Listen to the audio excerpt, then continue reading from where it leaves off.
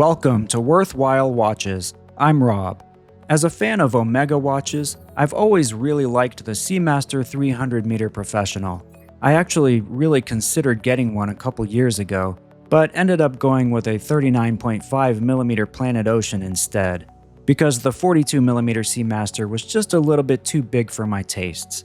Why doesn't Omega make a 39mm Seamaster? I don't know, but when I saw this Watchdives WD007 in 39mm, I had to give it a try. But this does bring up the issue of homage watches.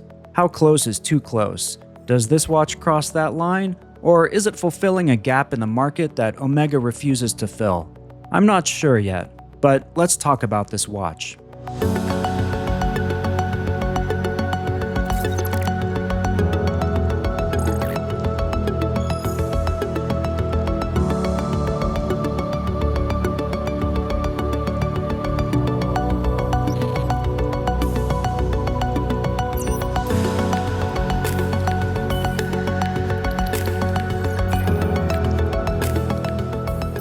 This is the new Watchdives WD007 39mm in black.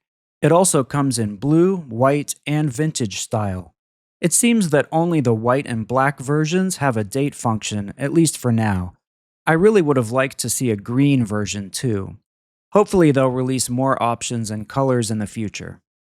This watch has pretty nice wearable dimensions, with a 39mm case and bezel, 46mm lug-to-lug, and a 13.4mm thickness, including the domed sapphire crystal. On the wrist, it sits comfortably, it's not overly thick for a diver, and it looks very nice on the wrist. Sized for my 6 3/4 inch wrist, the weight is just under 139 grams. With all the supplied links, the weight is just over 151 grams. With such a short lug-to-lug and female end links, this watch should fit almost anyone who has always wanted a slightly smaller Seamaster 300 Professional. The bracelet came with plenty of links to fit larger wrists too.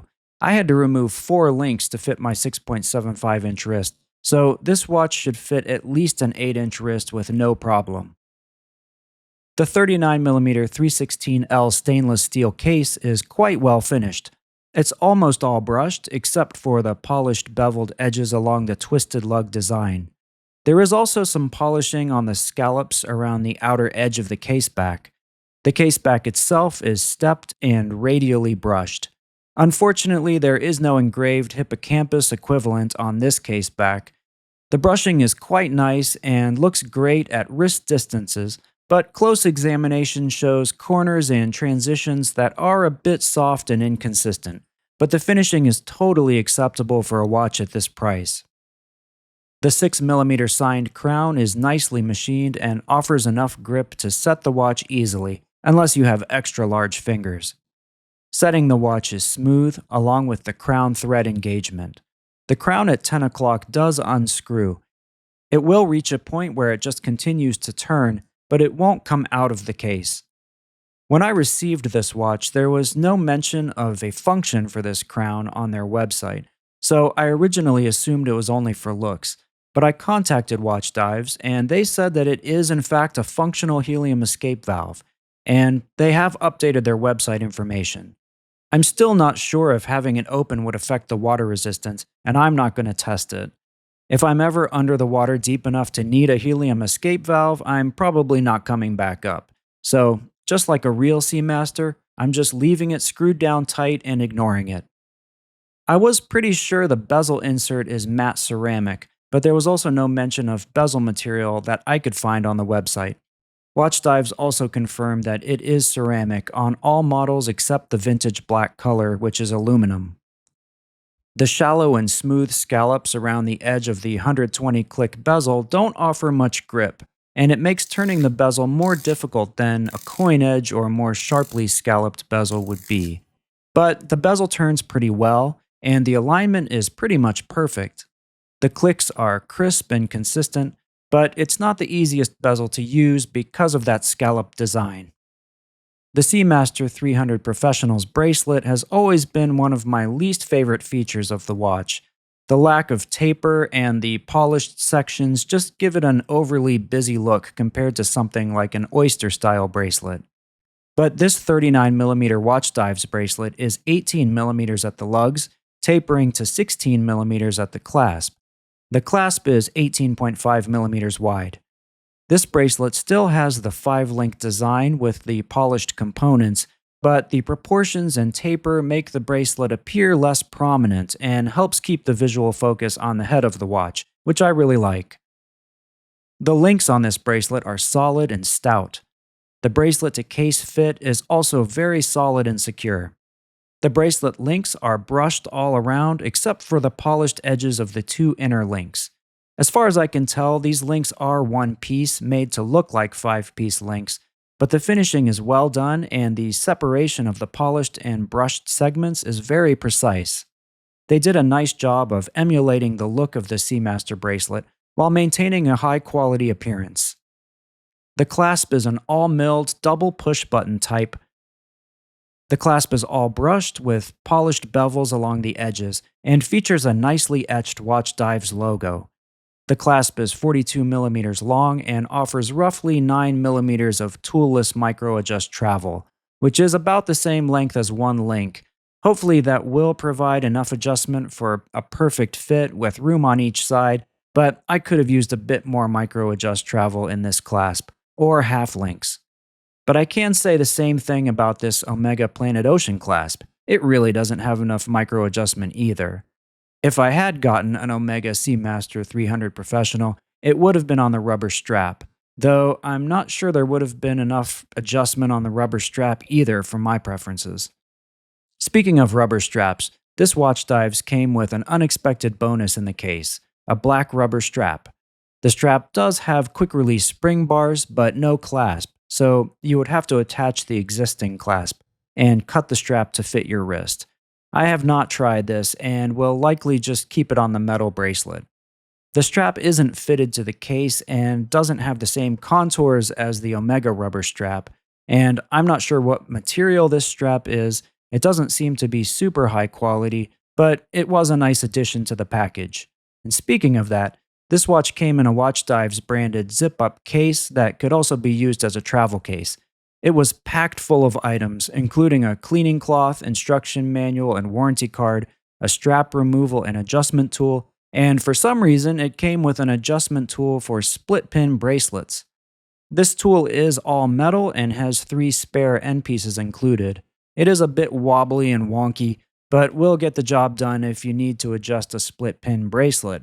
However, this watch's bracelet is adjusted with screw pins, so they really should have included a screwdriver. 2 screwdrivers actually, because the screw pins are the 2-piece type that you need a screwdriver on each side to screw the pins in or out. I didn't know this at first, so I was worried when the screw was turning and turning in place without backing out. I thought I had received another problematic bracelet with a stripped screw inside the link, but then I saw there was another screw head on the opposite side that was also turning in place. Luckily, I have plenty of screwdrivers around, so I was able to get the bracelet sized pretty quickly, although those double-sided screws are a much bigger hassle to deal with than the single-sided screw pins. Those small end screws are tiny and fiddly, and if you drop one, good luck finding it. I know this is a close homage, and Omega bracelets use a double screw pin design, but they really didn't have to homage the screw pins. Anyway, it's all back together now, and thanks to the micro-adjust clasp, I've been able to get a great fit. The dial of the Omega Seamaster is striking and unique, with its wave pattern, distinctive skeletonized hands, segmented minute markers. It all comes together in a somewhat busy yet cohesive design that's unmistakably Seamaster. This Watchdives nails that look. Aside from the logo, text, and lack of a Lume plot at 6 o'clock, the wave dial, handset, color match date wheel, and bezel markings are all pure Seamaster.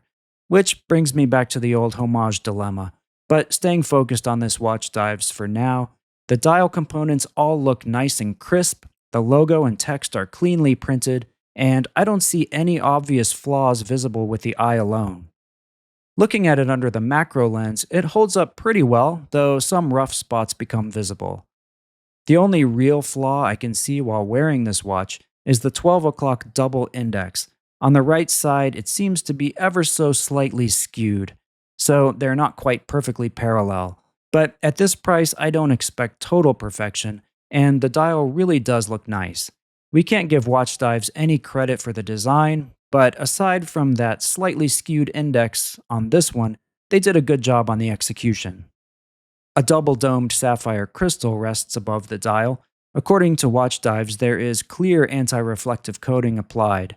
It is sapphire, it's nice and clear with no distortion. Glare hasn't been a problem. It's a very nice crystal. This being a dive watch, I expect it to have good lume. According to Watchdives, this model should have BGW9 lume, so let's see how it does in a 20-minute lume test. The hands, indices, and bezel markings all start out glowing a very strong blue. After 20 minutes, the bezel numbers have faded substantially, but the indices, hands, and bezel pip are still going strong. I will say in actual use, the minute hand can be a bit difficult to quickly locate when the lume gets a bit faded due to its size and position, because it can get lost among the indices. But overall, the lume is quite good. This watch is powered by the Seiko NH35. I don't have the proper tool to remove this case back, so I'm showing footage from another watch. The NH35 is a reliable workhorse automatic movement that beats at 21,600 vibrations per hour, or 6 ticks per second. It does have hacking and hand winding. It also has a date function and a 41-hour power reserve. This movement is a great choice for a budget diver, and my particular movement is running very well, losing only about 3 or 4 seconds a day so far when worn. Not bad, though your movement may vary, of course. So back to the discussion about homage watches. I usually try to steer away from super close homages of currently available models. This is a very close Seamaster homage for sure, but Watchdives is offering something that Omega does not currently provide, and something I've wanted Omega to provide for a long time, a shrunken down 39mm Seamaster Professional. So this watch is not quite as blatant as Watchdives' 38mm Aquaterra homage, which is modeled after a current offering from Omega in size and appearance. At the end of the day, everyone has to decide for themselves what they're comfortable with. I will say that outright fakes are never okay with me. But the debate over homage watches will continue to rage on probably forever. But what do you think of this 39mm Watchdives WD007? Is it too close to the original? As always, I want to thank you all for watching. Please consider liking and subscribing if you're enjoying these videos. The channel has been growing a lot lately, and I appreciate you all and thank you all for watching. And no matter what you may have on your wrist, or what else it may resemble, make your day worthwhile.